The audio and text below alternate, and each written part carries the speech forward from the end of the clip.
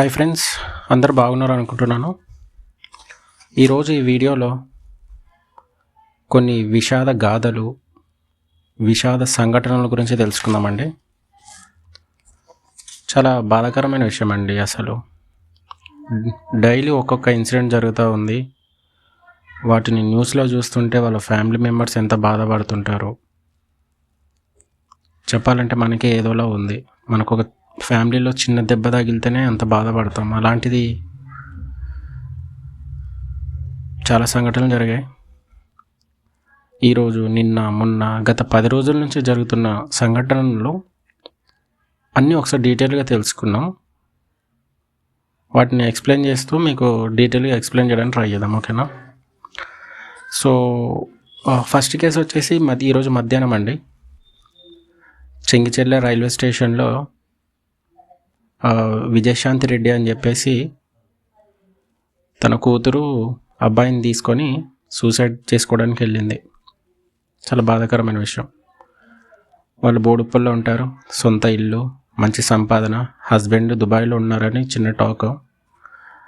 ఆవిడ ఏం చేసిందంటే కార్లో చెల్లపల్లి రైల్వే స్టేషన్ వరకు వెళ్ళి కార్ అనేది బయట పార్క్ చేసి చెల్లపల్లి రైల్వే స్టేషన్లో వెళ్ళి అక్కడ ప్లాట్ఫామ్ మీద ఒక డెడ్ బాడీగా 3 డెడ్ బాడీస్ దొరికాయి అన్నమాట. అది ఇన్వెస్టిగేషన్ చేస్తున్నారు. ఆమెకి చుట్టుపక్కల వాళ్ళ మదర్ కానివ్వండి అందరూ ఎంక్వైరీ చేస్తే ఆమెకు హస్బెండ్తో గొడవలు లేవు, ఫైనాన్షియల్ ప్రాబ్లమ్స్ లేవు, హ్యాపీగా ఉండేవాళ్ళంట. బట్ సడన్గా పిల్లని తీసుకొని ఆమె కూడా సూసైడ్ చేసుకోవడం అనేది చాలా దారుణమైన విషయం అండి. ఎంత దారుణం అంటే చాలా దారుణమైన విషయం అది. చాలామంది పగతోని, కక్షలతోని కొన్ని మర్డర్లు చేస్తారు. కొంతమంది అప్పుల బాధ తట్టుకోలేక సూసైడ్ చేసుకుంటారు. కానీ ఈమె జీవితం అంటే చిన్న పిల్లల పాపం, అంటే చదువుకుంటున్నారు ఇంటర్మీడియట్. ఆ పిల్లని తీసుకొని సూసైడ్ చేసుకునేంత కష్టం ఏమొచ్చిందో తెలీదు.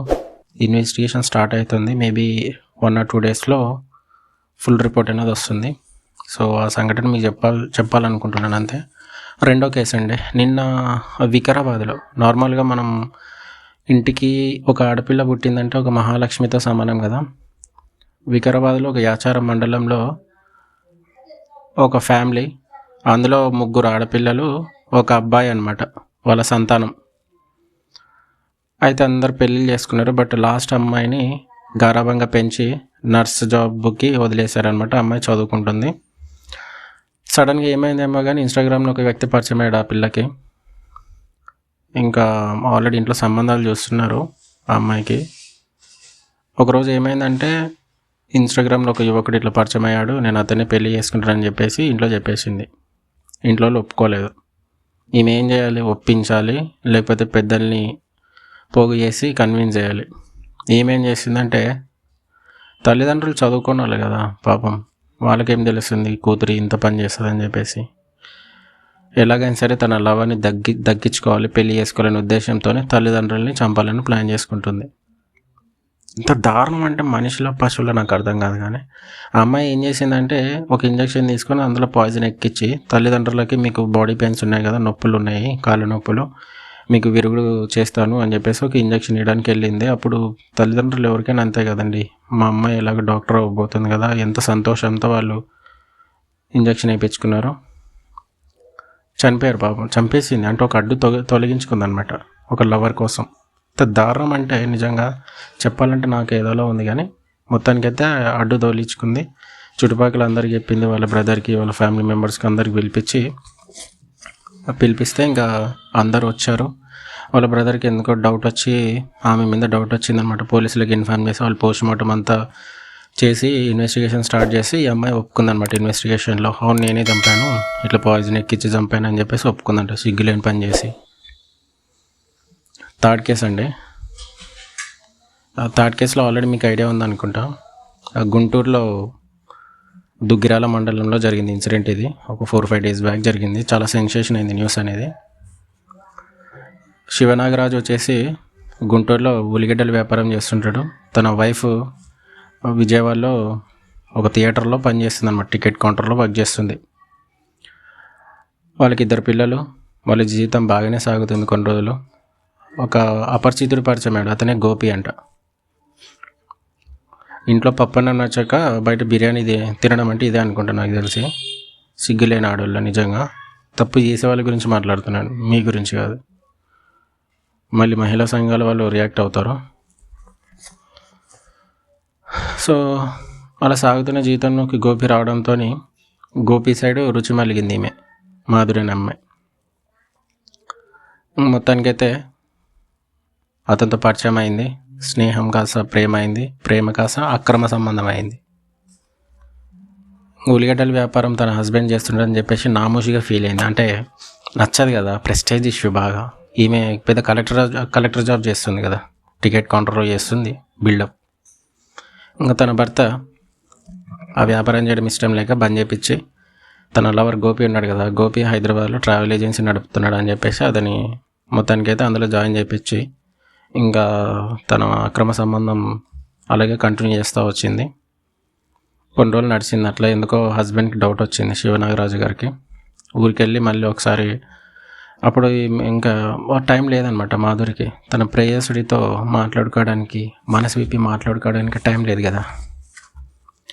ఇంకేం చేసిందంటే కొన్ని రోజుల తర్వాత అడ్డు తొలగించాలని చెప్పేసి వేడివేడిగా బిర్యానీ చేసి పెట్టింది. పాపం వాళ్ళ హస్బెండ్ కష్టపడి వస్తాడు కదా, వస్తాడు నారాజు చస్తాడు ఈరోజు, ఫ్రస్ట్రేషన్తో పడుతున్నాను పాట.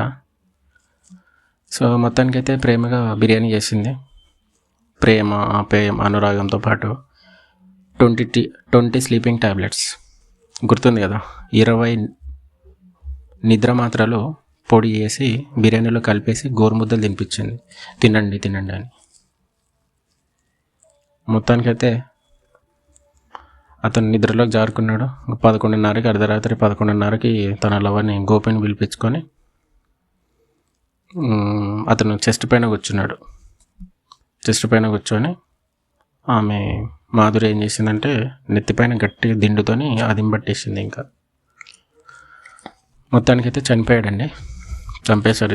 ఇద్దరు స్క్రిప్ట్ ప్రకారం అయితే చంపేశారు. అతను పంపించేసింది మెల్లగా.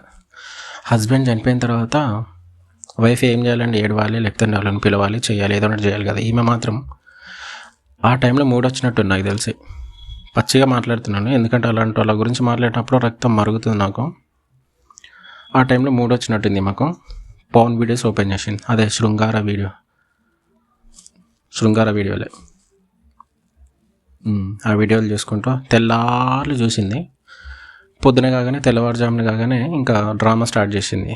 మహానటి ఇలాంటి వాళ్ళకి ఇలా అవార్డులు ఇవ్వరు కదా, గొప్ప వాళ్ళకి ఇస్తారు. వీళ్ళు కూడా గొప్పలే కదా, ఆస్కార్ అవార్డ్స్. మొత్తానికైతే డ్రామా స్టార్ట్ చేసింది. అందరిని పిలిపించింది, ఫ్రెండ్స్, ఫ్యామిలీ, దూర చుట్టాలు అందరిని పిలిపించి డ్రామా సీన్ క్రియేట్ చేసి అంత్యక్రియల వరకు తీసుకెళ్ళింది ఎలాగో. కానీ శివనాగరాజు వాళ్ళ ఫ్యామిలీ మెంబర్స్, వాళ్ళ ఫాదర్, కొంతమందికి ఎందుకో డౌట్ వచ్చి పోలీసు కంప్లైంట్ ఇచ్చారు. పోలీసులు వచ్చి క్రైమ్ సీన్ మళ్ళీ ఒకసారి ఇన్వెస్టిగేట్ చేసి పోస్ట్ మార్టం చేసి క్రైమ్ సీన్ దగ్గర కొన్ని ఎవిడెన్సెస్, నమూనాలన్నీ పరిశీలించి ఈమెను కస్టడీలోకి తీసుకున్నారు. కస్టడీలోకి తీసుకుంటే ఈమె డ్రామా క్వీన్ ఏం చేసిందంటే అందరికి హార్ట్ అటాక్ అని చెప్పింది కదా. హార్ట్ అటాక్ ఉన్నప్పుడు చెస్ట్ దగ్గర రక్తం ఎందుకు వస్తుంది, చెవుల దగ్గర బ్లడ్ ఎందుకు వస్తుంది అని చెప్పేసి గట్టిగా ఒకసారి అడిగితే ఇంకా మొత్తానికైతే ఆమెను అరెస్ట్ చేస్తారు. పోయి ఇప్పుడు జైల్లో ఎంజాయ్ చేసుకోండి, మీకు కావాల్సింది హస్బెండ్ని చంపాలి, మీరు ఎంజాయ్ చేసుకోండి జైల్లో పోయి. అన్యాయంగా ఒక అమాయకపు జీవితాన్ని నాశనం చేసినావు కదా నువ్వు, బతుకు జడ. మీరు ఎక్కడ తగలేరు నాయన. సరేనండి, ఇంకొక కేసు గురించి మాట్లాడుకుందాం. ఇది కూకట్పల్లి అపార్ట్మెంట్లో జరిగిందండి. సుధీర్ రెడ్డి అతని పేరు. ఫార్మా కంపెనీలో ఒక సేల్స్ మేనేజర్గా వర్క్ చేస్తున్నాడు. ఇంట్లో వైఫ్ ఉంది, పిల్లలు. ఇంకా చాలా రోజుల నుంచి వాళ్ళిద్దరి మధ్యలో గొడవలు అవుతూ ఉన్నాయన్నమాట. ఇంకా భర్తకి భార్య మీద అనుమానం, భార్యకి భర్త మీద అనుమానం. మొత్తానికైతే ఇలా కొన్ని రోజులు గొడవలు జరిగాయి. ఇంకా ఎందుకో భార్య మీద ఇతనికి బాగా అనుమానం. ఈమె వాళ్ళ లవర్తో ఎవరితో సంబంధం ఉన్నట్టు చాలా రోజుల నుంచి చెప్తా వచ్చింది.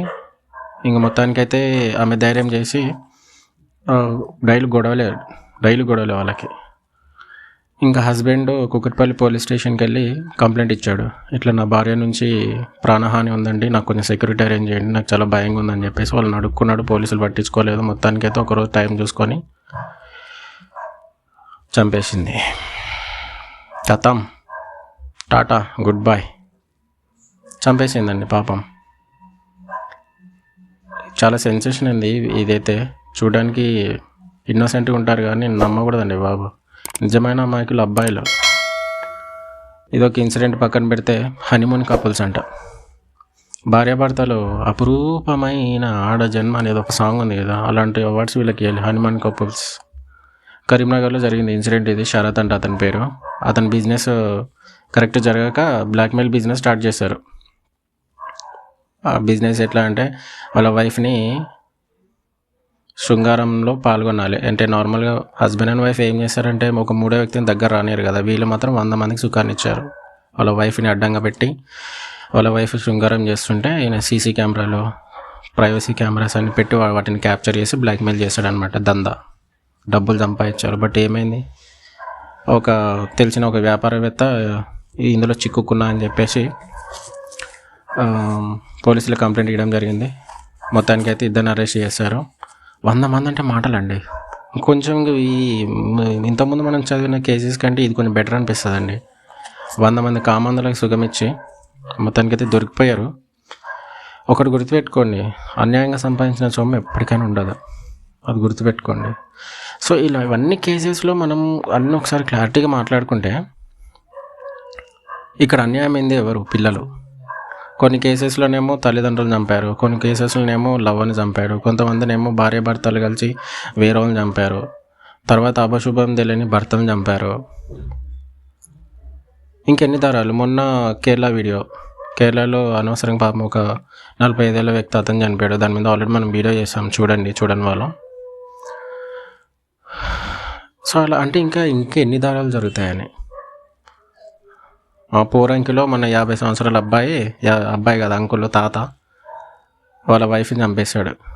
వాళ్ళ వైఫ్కి బ్యూటీషియన్ వస్తున్నానంట మేకప్ వేయడానికి, ఆమె లైన్లో పెట్టేశాడు. ఆమెతో కలిసి ఉండాలని చెప్పేసి ఉన్న భార్యని చంపేశాడు.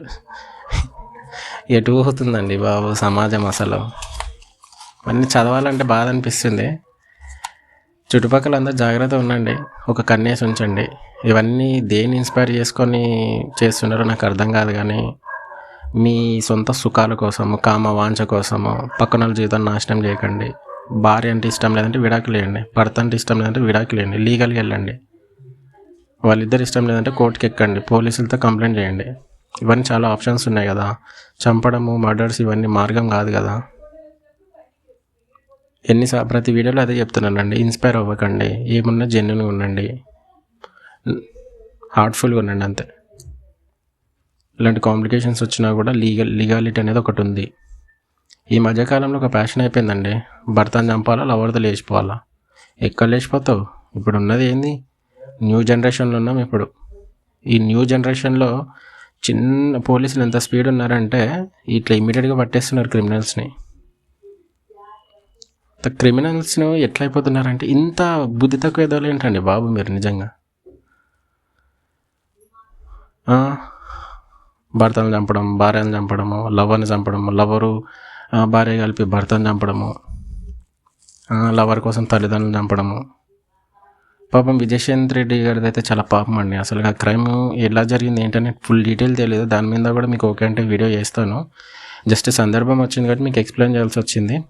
ఓకేనండి. మరి మ్యాక్సిమం కొన్ని న్యూస్లు మిస్ అయ్యి ఉండొచ్చు, అవి సపరేట్ చేసే సోది ఎక్కువ ఉంటుందని జస్ట్ షార్ట్గా చెప్పాల్సి వచ్చింది. సో మన ప్రజల ఒపీనియన్ న్యూస్ ఛానల్ ఫాలో అవుతుండండి ఖచ్చితంగా. మరిన్ని కొత్త వీడియోలు వస్తూనే ఉంటాయి. మీ గ్రామంలో కానీ, పట్టణాల్లో కానీ, మీ చుట్టుపక్కల కానీ ఏమైనా ఇట్లా న్యూస్ కవరేజ్ కావాలన్నా కూడా మన ఛానల్ని ఖచ్చితంగా ఇన్ఫామ్ చేయండి. మీ నుంచి ఏం ఆశించకుండా ఖచ్చితంగా చేస్తాము. ఇంటర్వ్యూస్ కానివ్వండి, మీకు ఏమైనా సమస్యలు ఉన్నా కూడా ఖచ్చితంగా అది నలుగురికి తెలిసేటట్టు ప్రజల ముందుకు తీసుకెళ్తాము. సబ్స్క్రైబ్ చేసుకోండి ఫస్ట్ ఆఫ్ ఆల్. నేను మీ వీరేంద్ర. Thank you.